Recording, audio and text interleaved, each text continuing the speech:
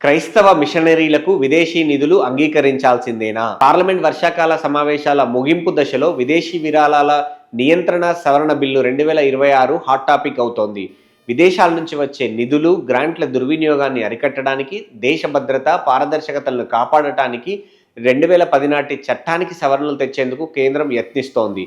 ఇది ప్రజాస్వామ్య సూత్రాలకు, పౌర సమాజ స్వయం ప్రతిపత్తికి ముప్పు కలిగించే కఠిన చట్టం అవుతుందని కాంగ్రెస్ విమర్శిస్తోంది. కేంద్ర హోంమంత్రిత్వ శాఖ విదేశీ నిధులు పొందే స్వచ్ఛంద సంస్థలు, ధార్మిక సంస్థల లైసెన్స్ రద్దయినా లేదా 5 ఏళ్ల గడువు ముగిసి పునరుద్ధరణ జరగకపోయినా ఆ సంస్థలకు చెందిన విదేశీ నిధులు, ఆ నిధులతో సమకూర్చిన ఆస్తులన్నీ ప్రభుత్వం ఏర్పాటు చేసే డెసిగ్నేటెడ్ అథారిటీ స్వాధీనమవుతాయి. విదేశీ నిధులు జాతీయ ప్రయోజనాలకు విరుద్ధంగా అక్రమ మత మార్పిడులు, రాజకీయ కార్యకలాపాలకు వినియోగించకుండా నిరోధించడమే తమ ముఖ్య ఉద్దేశమని కేంద్రం పేర్కొంటోంది. అమెరికా, బ్రిటన్, ఆస్ట్రేలియా వంటి అగ్రరాజ్యాలలోనూ విదేశీ నిధుల నియంత్రణకు ఇలాంటి కఠిన చట్టాలు ఉన్నాయని కేంద్రం స్పష్టం చేస్తోంది. ఈ బిల్లుపై కాంగ్రెస్ సహా ప్రతిపక్షాలు తీవ్ర ఆగ్రహం వ్యక్తం చేస్తూ ఉన్నాయి.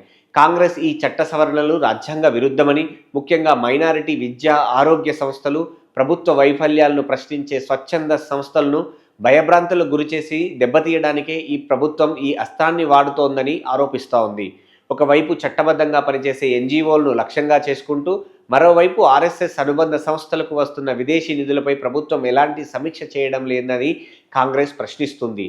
అంతేకాక గడువు ముగిసిన పాత ఆస్తులను కూడా స్వాధీనం చేసుకునే నిబంధనలు సంస్థల మనుగడకే ప్రమాదకరమని ఇటు డీఎంకే, తృణమూల్ కాంగ్రెస్, ఎన్సీపీలు హెచ్చరించాయి. మత మార్పిళ్లను గత కొన్ని దశాబ్దాలుగా ఉద్యమంగా చేపట్టడం వల్ల దేశంలో అనేక మార్పులు వస్తున్నాయి.